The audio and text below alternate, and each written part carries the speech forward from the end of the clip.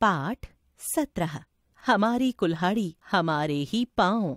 दावे से कह सकता हूँ कि आपने हिंदी का यह मुहावरा हमारी कुल्हाड़ी हमारे ही पाँव अवश्य सुना होगा। पर दुनिया में कितने लोग हैं जो अपने पाँव पर कुल्हाड़ी मारते हैं? इतनी मूर्खता तो महाकवि कालिदास ने भी नहीं की। वह भी पेड़ की उस डाल को काट रहे थे जिस पर स्वयं बैठे थे। अपने पैर पर कुल्हाड़ी मारने का परिणाम वे भी भली प्रकार जानते होंगे, परंतु यह विडंबना ही है कि आज का दूसरों के पंख कतरने में कुशल व जागरूक नागरिक जानबूझकर भी अपने ही पैर पर कुल्हाड़ी चलाने को आमादा है। हमारा देश प्रकृति का पालना है। आज की बात छोड़िए, युग युगांतर से प्रकृति ने इस देश को वात्सल्य प्रदान किया है। प्रतिदिन प्रातः सायं हिमगिरी को भगवान भुवन भास्कर अपने हाथों से स्वर्ण मुकुट पहनाया करते हैं। सूर्य सुता और जहून सुता अपनी पावन जलधार से शुभ्र मोतियों की जो माला इसके वक्ष पर पहनाती हैं,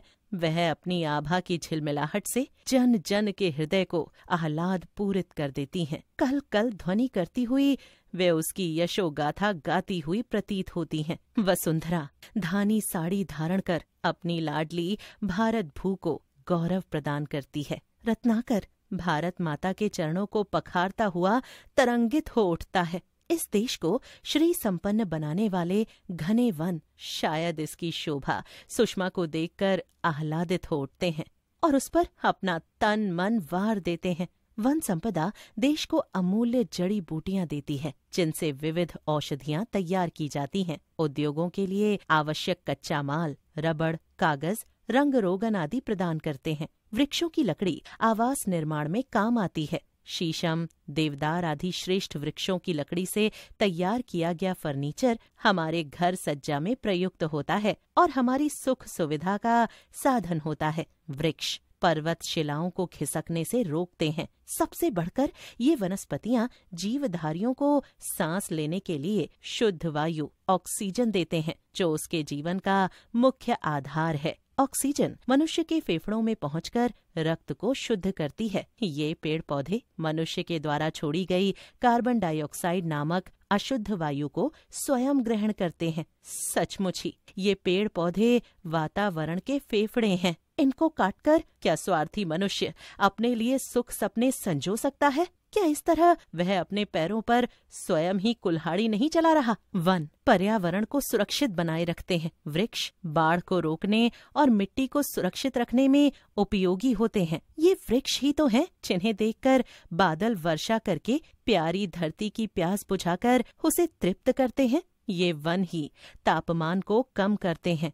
वातावरण को अनुकूल रखने में भी वृक्ष सहायक होते हैं। अधिकतर वन क्षेत्र पहाड़ों की ढलान पर अथवा नदी घाटियों में मिलते हैं, जहां संगमरमर, चौक, स्लेट आदि खनिज उपलब्ध होते हैं। अपने लिए सुख साधन जुटाने के लिए मनुष्य वृक्षों की अंधाधुंध कटाई किए जा रहा है। फलस्वरूप हजारों एकड़ भूमि जो पहले वृक्षों की बहुलता से हरी भरी दिखाई देती थी, आज उजाड़ और सूनी हो गई है। वृक्षों के कट जाने से 1970 में तत्कालीन उत्तर प्रदेश और आज के उत्तराखंड में बहने वाली अलकनंदा नदी में बाढ़ आ गई, जिसके फलस्वरूप बहुत से गांव उजड़ गए, सड़कें उखड़ गईं, मकान गिर गए और सारा जनजीवन अस्त व्यस्त हो गया। यह तो रही एक स्थान की कहानी। वृक्षों के कटाव ने ऐसी कितनी ही कहानियां लिखी हैं। क्यों हुआ ये सब?